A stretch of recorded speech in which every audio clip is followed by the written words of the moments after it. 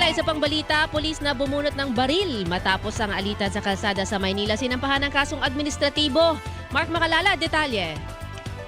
Inatasan ni Philippine National Police Chief Police General Romel Marfil ang Integrity Monitoring Enforcement Group na magsagawa ng investigasyon sa insidente sa kalsada na kinasangkutan ng uniformadong polis sa Santa Ana, Maynila noong araw ng eleksyon.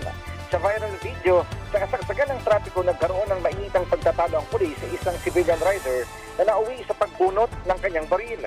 Ayon kay Marfil, nasampahan ng pulis ng kasong grave misconduct at conduct unbecoming of a police officer. Inilipat na rin siya sa District Personnel Holding and Accounting Section ng Manila Police District.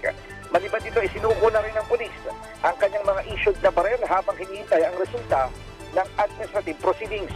Gini Marfil, hindi na napahihintulutan ang anumang irregularidad sa kanilang hanay. Inatasan niya naman ang lahat ng mga pulis na gampanan ang kanilang tungkulin ng may mataas na antas ng profesionalismo.